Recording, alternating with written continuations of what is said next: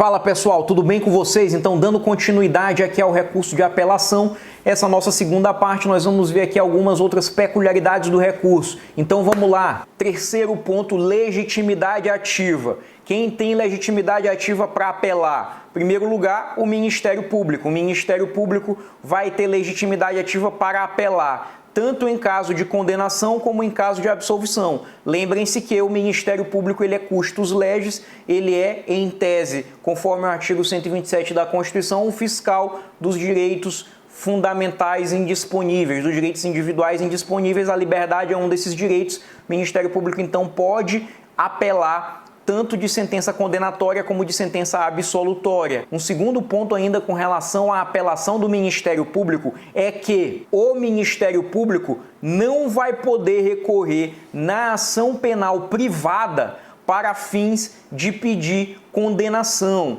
O Ministério Público, portanto, não pode recorrer na ação penal privada, apelar na ação penal privada para pedir condenação. Por outro lado, cuidado, porque na ação penal privada subsidiária da pública, o Ministério Público, apesar de ter perdido o prazo para oferecer denúncia e apesar de a titularidade da acusação principal passar para o próprio ofendido no curso do processo, o Ministério Público continua atuando na ação penal privada subsidiária da pública como sendo um interveniente adesivo obrigatório. Lembre-se que o fato de a ação ser chamada de penal privada subsidiária da pública não retira sua natureza de ação pública. Portanto, é do MP também ainda a titularidade aqui desta ação, embora ele não exerça ali de forma imediata, já que perdeu o prazo em virtude de sua inércia, agiu de certa forma com inércia, dando oportunidade para o ofendido de titularizar aquela acusação, mas o MP vai poder recorrer dessa sentença em ação penal privada subsidiária da pública, buscando uma condenação. Então, essas eram as três observações quanto à legitimidade ativa do Ministério Público.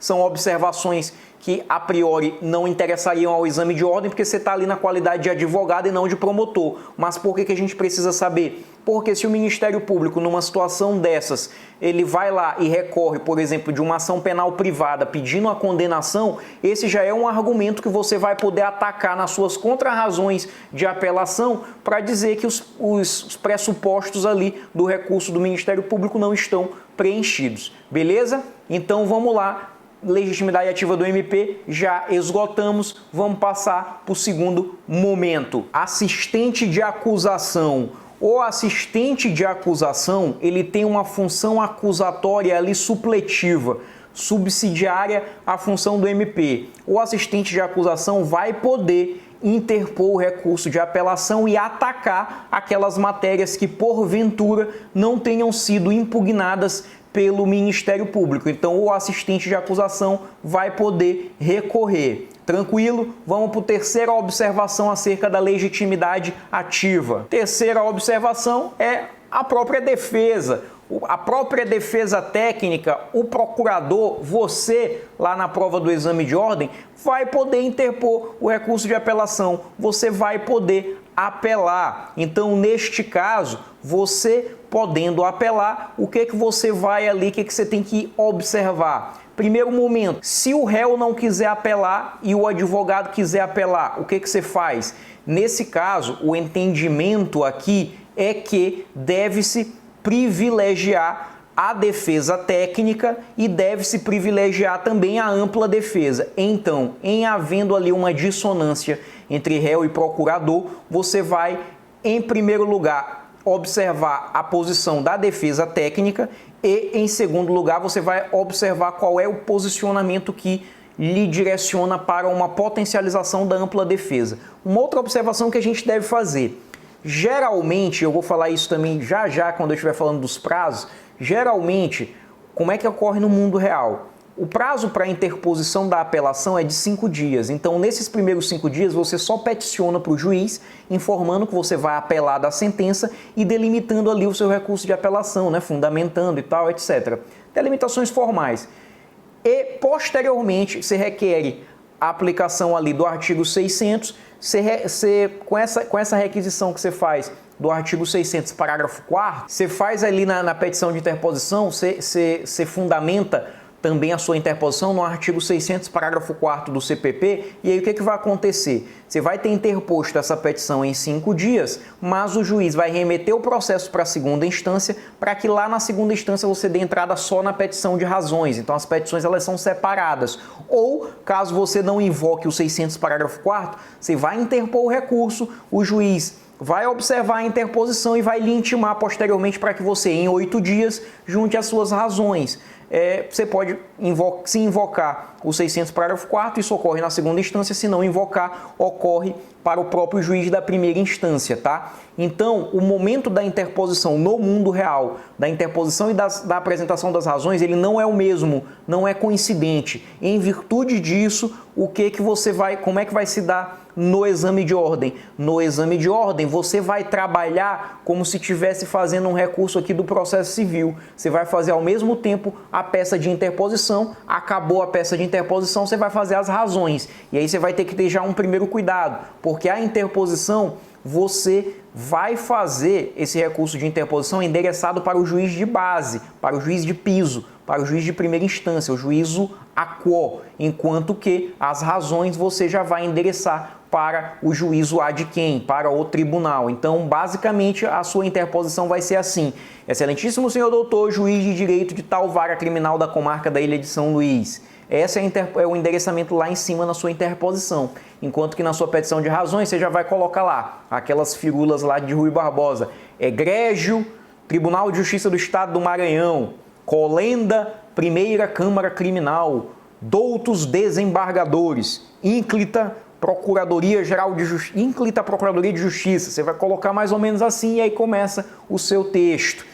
Então temos que ter esse cuidado com o endereçamento das peças, porque a interposição vai para o juiz de base e as razões são endereçadas ao tribunal, ainda que lá na sua petição da OAB você vai dar entrada nas duas de forma together, você vai dar junto, beleza? Você vai juntar ali as duas, vai fazer ao mesmo tempo, igual você faz no processo civil.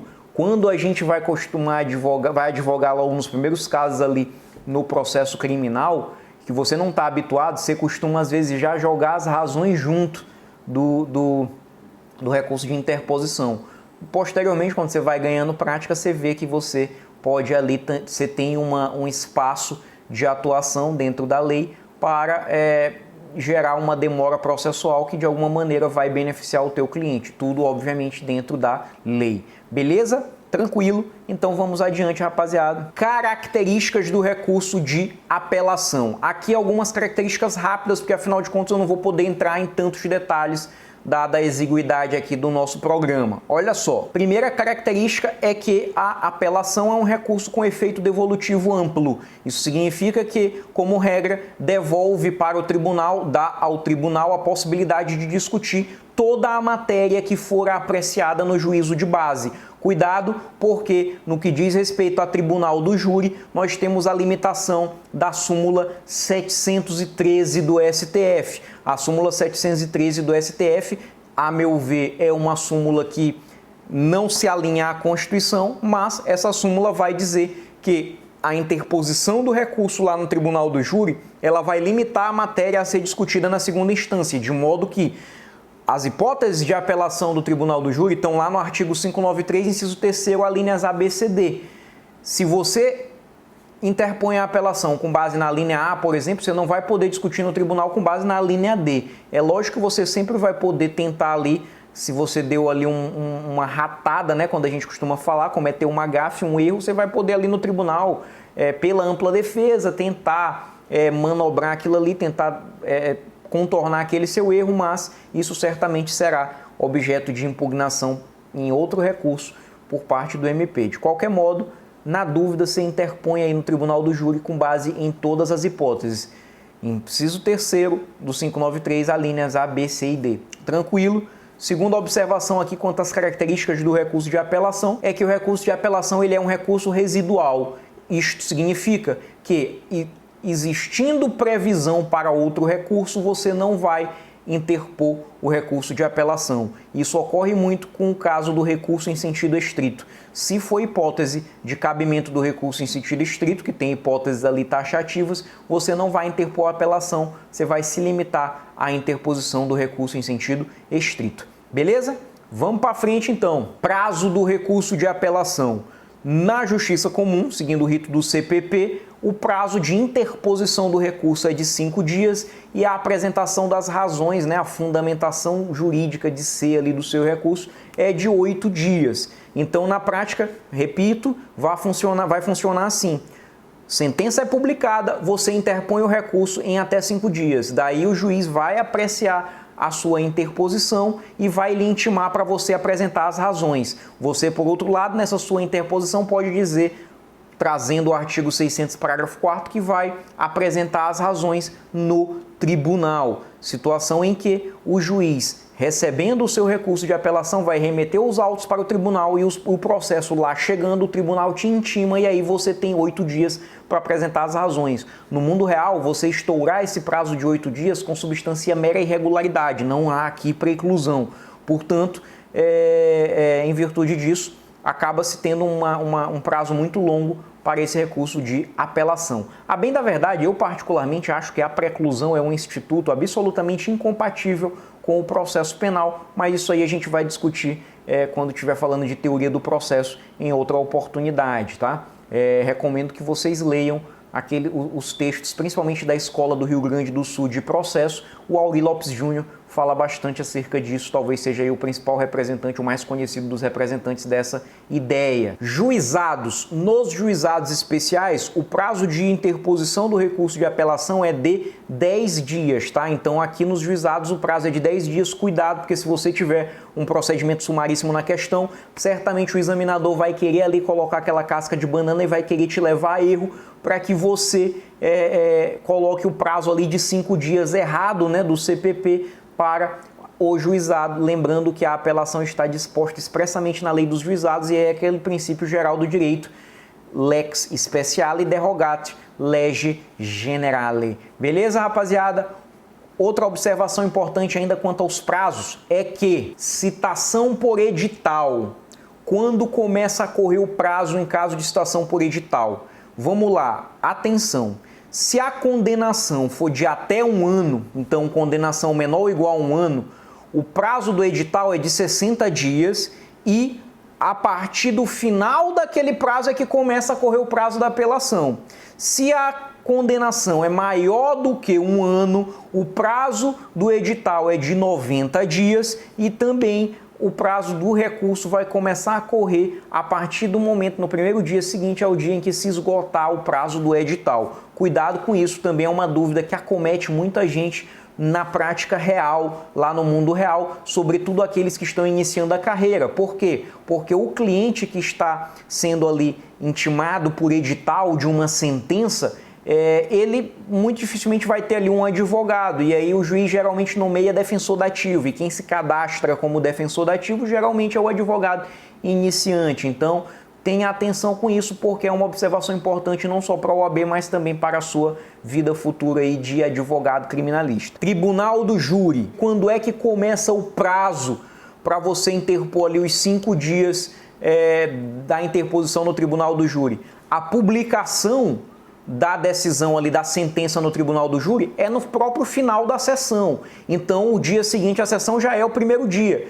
Eu, como faço? Acabou a sessão, ali mesmo eu já falo para o juiz: excelência, a defesa, não obstante respeite o veredito emanado do venerando conselho de sentença, deseja, clamando por justiça e materializando aí os mais puros valores da ampla defesa, deseja interpor recurso de apelação com fundamento no artigo 593, alíneas A, B, C e D. Então você fala isso, interpõe por termo, verbalmente lá na própria ata da sessão do júri, já vai contar a tua interposição. Só toma cuidado para você não vacilar, se você for fazer o seu primeiro júri, para não dar esse vacilo, e ao final você fala do 600, parágrafo 4º, tá? Para você juntar as razões na segunda instância, senão o juiz vai te intimar ali, meu amigo. logo depois, pouco depois ele pode te intimar para você já apresentar as suas razões em 8 dias, e você vai ter pouco tempo para trabalhar suas teses e analisar o caso direito, ver o que aconteceu, etc. Outra observação, razões de apelação. Eu falei há pouco que o prazo das razões de apelação ele era de 8 dias. Eu estou falando aqui do procedimento comum, casos normais, crimes ok. Crimes normais, tudo dentro da normalidade. Agora, se você está falando, por exemplo, de uma contravenção, a apresentação das razões em uma apelação de contravenção, ela não é de 8 dias, ela é de 3 dias. Se houver 2 ou mais apelantes ou apelados, se houver 2 ou mais apelantes ou apelados, o prazo vai ser comum a todos, tá? Então o prazo aqui vai ser comum a todos. Aqui você vai ter que ter bastante cuidado com essa situação.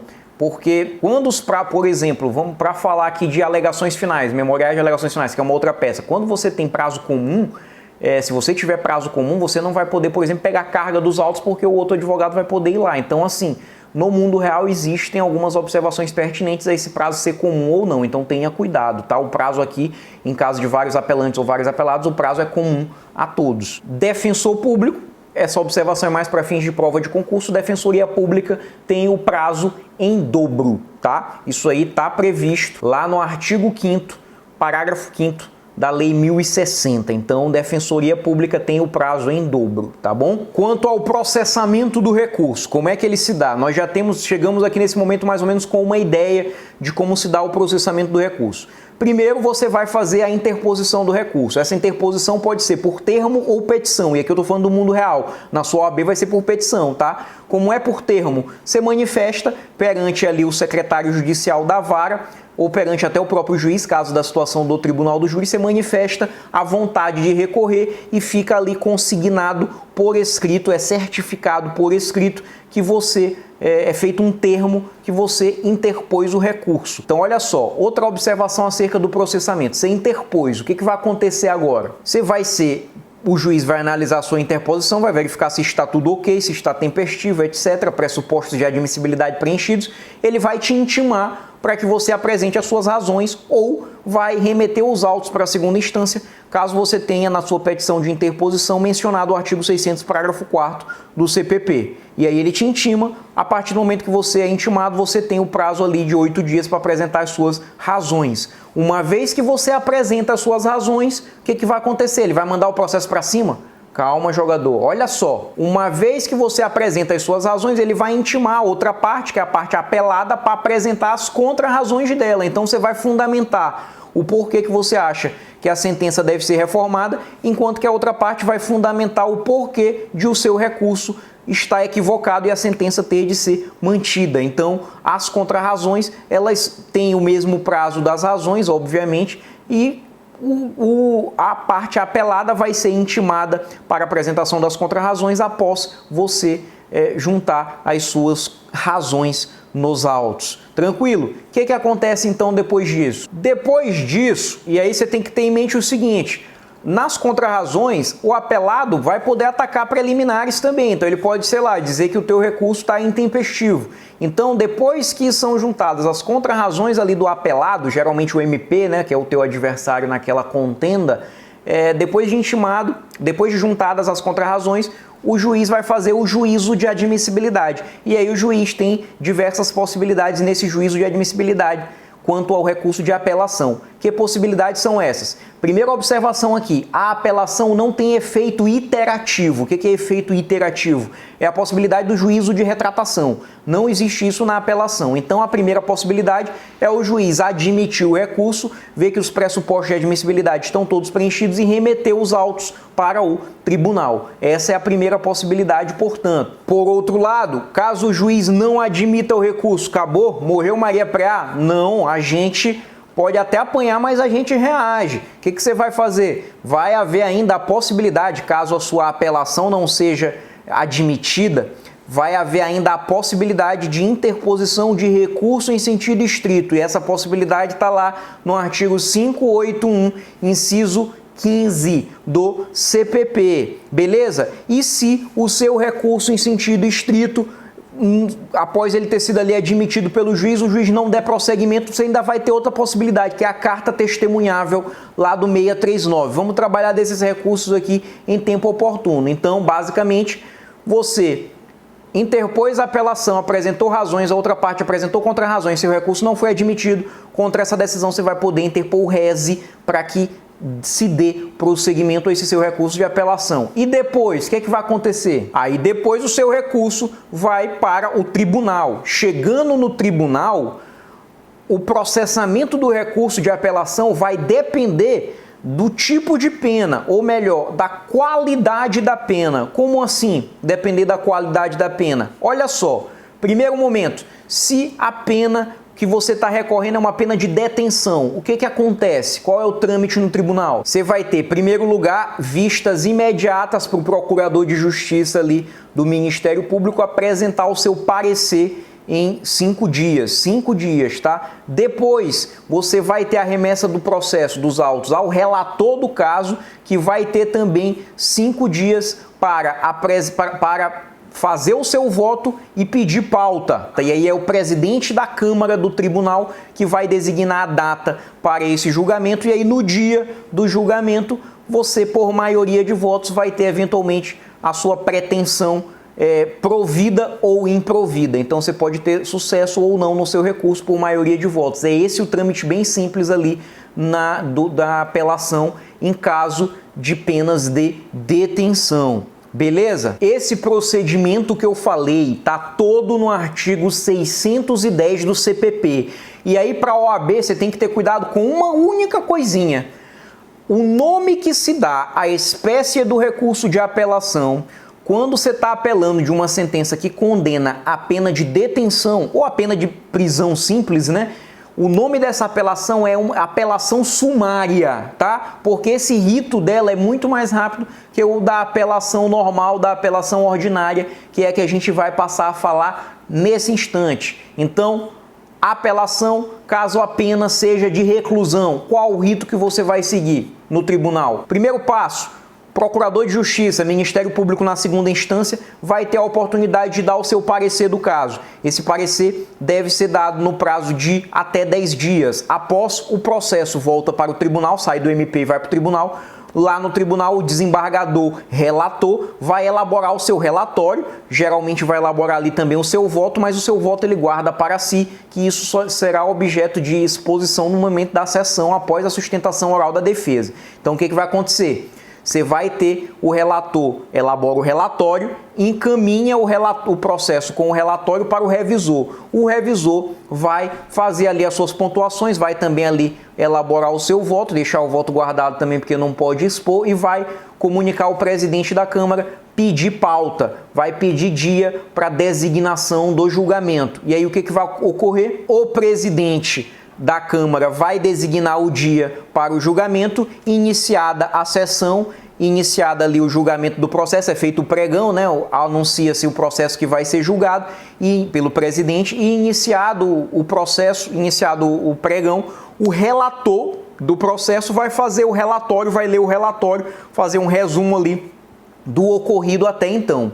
Após a realização desse relatório, você tem que ter cuidado que aqui é um momento fundamental para a defesa. Sustentação oral. A defesa vai ter sustentação oral de até 15 minutos, tá? Em apelação, portanto, é 15 minutos o tempo. Sustentação oral da defesa em 15 minutos para defender ali os principais pontos que você trouxe na sua apelação. É interessante, embora não haja previsão legal disso, mas é interessante que você faça em uma petição de uma página uns memoriais para que você entregue para os desembargadores ali na véspera e aí é bom você ir até entregar lá para a chefe de gabinete do desembargador, entregar na mão dele, que ele coloca, ele não junta no processo, ele coloca ali com uma liga, né, com uma borracha amarrado ali nos próprios autos, o resumo da sua sustentação oral, que são chamados memoriais. E aí você faz ali, sei lá, 4 pontos que você vai abordar na sua sustentação oral, um resumo mesmo de 1 ou 2 linhas de cada um, entrega para eles e eles vão se guiando vão seguir andando na sua sustentação oral conforme esses memoriais que você entregou para eles. Sempre é bom você entregar esses memoriais e eventualmente até pedir ali para despachar, para conversar com cada desembargador 1-2 dias antes do julgamento para você ratificar os seus argumentos.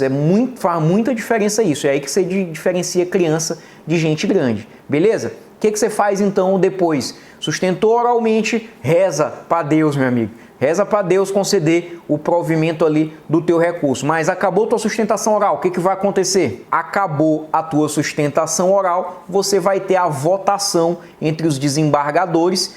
Existe ainda a própria palavra dada ao MP para que o MP possa ratificar ou não o seu parecer, né, após a sustentação oral da defesa, e o Ministério Público ratificando o parecer vai ser votado pelos desembargadores e aí por maioria de votos você vai poder ter sucesso e a sua apelação ser provida, ou você pode não ter sucesso e você não vai ter a sua apelação provida. Interessante a gente falar que existem uns termozinhos técnicos que significam o seguinte: a apelação conhecida significa que ela preencheu todos aqueles pressupostos, todos aqueles requisitos necessários para ser colocada em votação e em julgamento. Por outro lado, a apelação provida significa que o mérito, o recurso, foi julgado como sendo pertinente pelos desembargadores. E aí eles vão dar como efeito concreto aquela pretensão ali que você expôs no seu texto do seu recurso, da sua petição. Interessante notar que essas observaçõezinhas aqui que eu fiz algumas com base no regimento interno do Tribunal de Justiça do Maranhão, tá?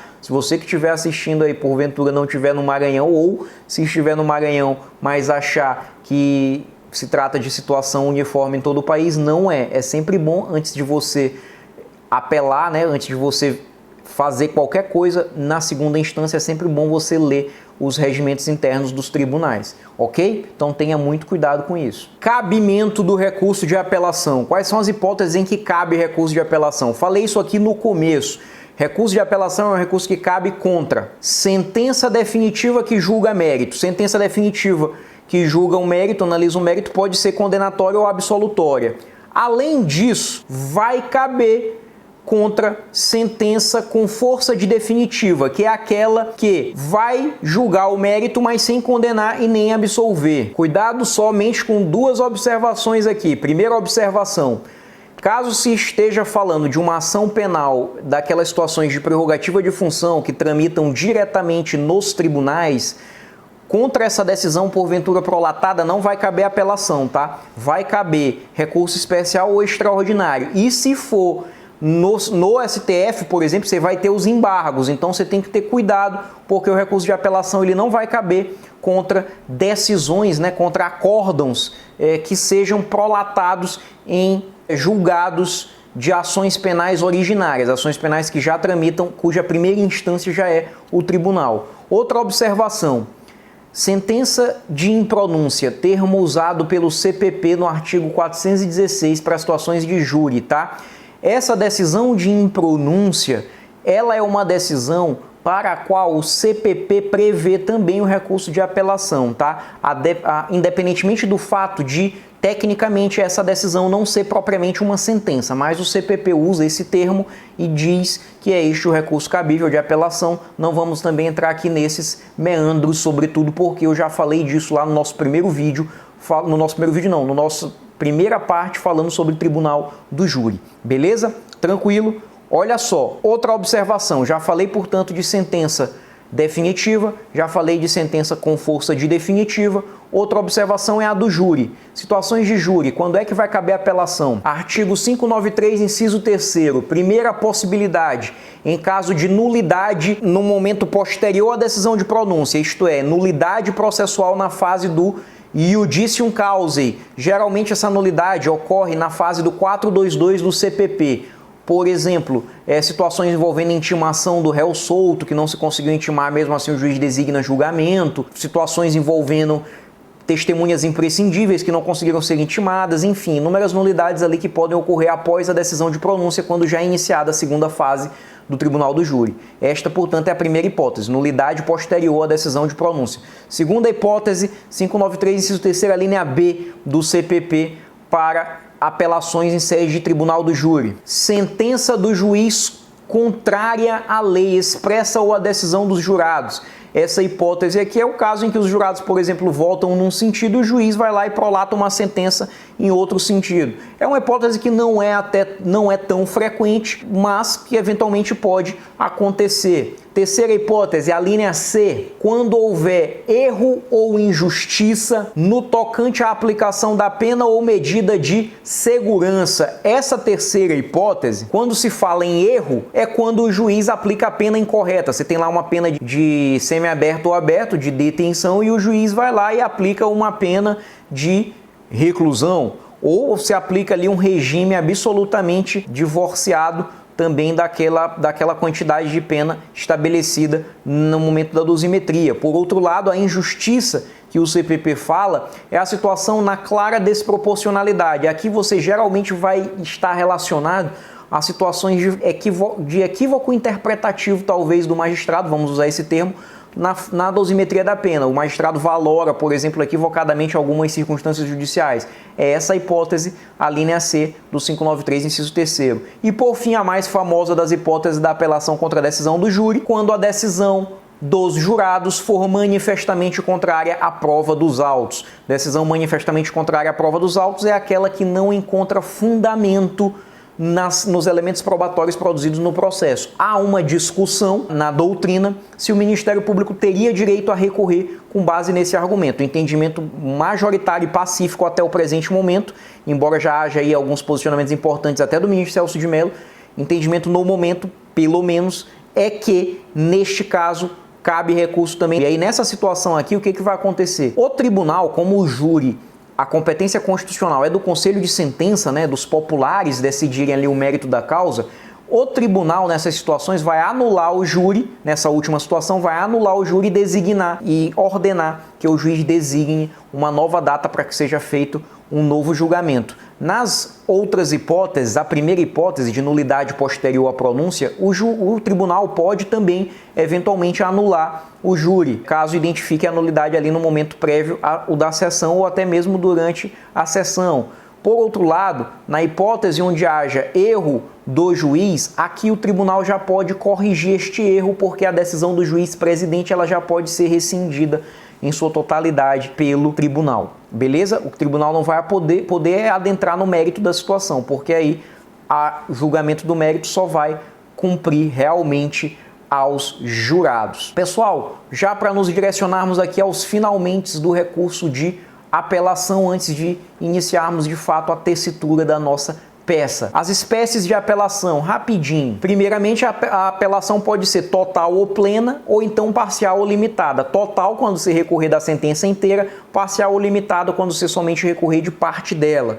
Além disso, já falamos que pode ser sumária ou ordinária. Sumária quando se tratar de apelação contra condenação cuja pena seja somente de detenção, ordinária quando se tratar de apelação contra pena de reclusão. A apelação pode ser principal, quando interposta pelo Ministério Público, ou supletiva, quando interposta pelo assistente de acusação. A forma do recurso, já falamos que a interposição pode ser por termo ou por petição, as razões somente por petição. Além disso, o recurso pode ser processado nos próprios autos ou por traslado, em caso de haver múltiplos apelados. Antigamente existia o nefasto artigo 594 do CPP que exigia que o sujeito se recolhesse à prisão para ter o direito de apelar. Por óbvio, esse dispositivo foi considerado como não recepcionado e hoje não se exige mais essa situação bárbara que existia outrora. Quanto aos seus efeitos, a apelação ela tem um efeito devolutivo amplo, porque devolve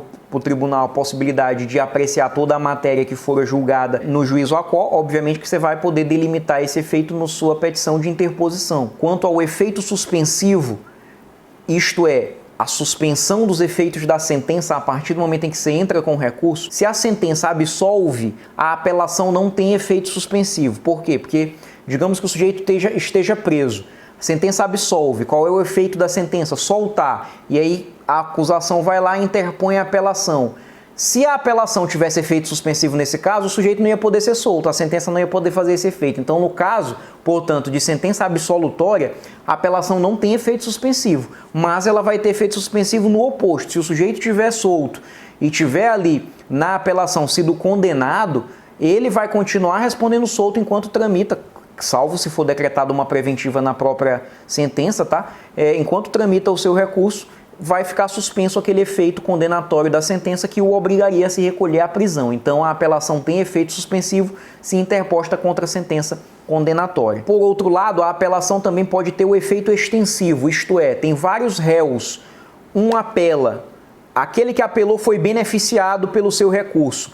No que for aproveitável para os demais, o recurso aproveitará. Obviamente que isso vai se referir a situações de cunho objetivo, porque situações que digam respeito especialmente à pessoa de quem apelou, tais situações não vão poder ser valoradas em favor dos demais réus do caso. Então, tem que se ter cuidado aí com essa questão do efeito extensivo, beleza? Então, pessoal, é isso que a gente tinha para falar sobre a petição de apelação. Agora nós vamos ver próximo vídeo aí, portanto, a gente já começa a escrever a petição, a gente já vai ter aqui uma dinâmica um pouco diferente, vocês já vão ver aí na tela o que eu tiver aqui escrevendo no meu editor de texto. Obrigado por acompanhar, obrigado aí por serem dedicados e acompanhar essa disciplina e vamos para dentro, porque a vida não para e o Thales não para.